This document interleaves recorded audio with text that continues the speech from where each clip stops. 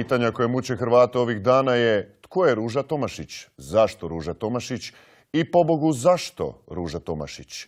Newsbar u sljedećoj priči pokuša odgovoriti na neka od tih pitanja. Ruža Tomašić rođena je u pitoresknom selu u susjednoj Bosni i Hercegovini, gdje je od malih nogu dolazila u sukob s represivnom komunističkom vlasti. Poslije Drugog svjetskog rata zaposlila se u kanadskoj policiji, gdje je dizala Harley Davidsone golim rukama kako bi prehranila obitelj. Hrvatska ju je upoznala kao dvojnika Franje Tuđmana u akcijskim scenama Domovinskog rata. Po povratku u Hrvatsku zaljubila se u Antu Đapića, a njihova ljubavna priča jedna je od najljepših ispričanih u povijesti melodrama.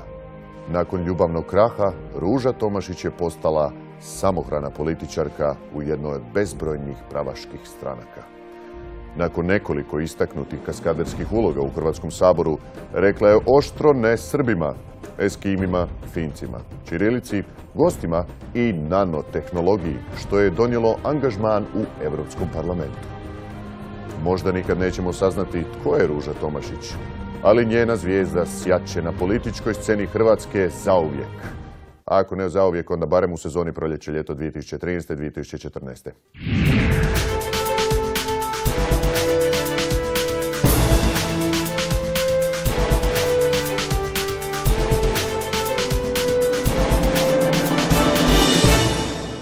Svjetskog rata zaposlila se u kanadskoj policiji, gdje je dizala Harley Davidsone golim rukama kako bi prehranila obitelj. Hrvatska ju je upoznala kao dvojnika Franje Tuđmana u akcijskim scenama Domovinskog rata. Po povratku u Hrvatsku zaljubila se u Antu Đapića, a njihova ljubavna priči pokuša odgovoriti na neka od tih pitanja.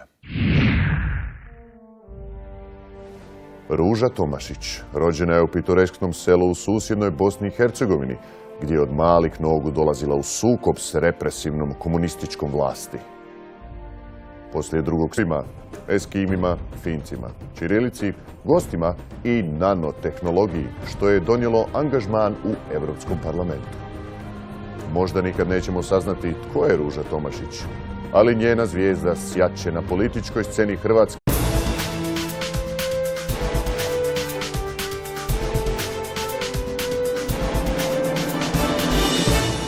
Pitanja koje muče Hrvate ovih dana je tko je Ruža Tomašić, zašto Ruža Tomašić i pobogu zašto Ruža Tomašić. Newsbar u sljedećoj priča jedna je od najljepših ispričanih u povijesti melodrama. Nakon ljubavnog kraha, Ruža Tomašić je postala samohrana političarka u jednoj od bezbrojnih pravaških stranaka. Nakon nekoliko istaknutih kaskaderskih uloga u Hrvatskom saboru, rekla je oštro ne Srbima.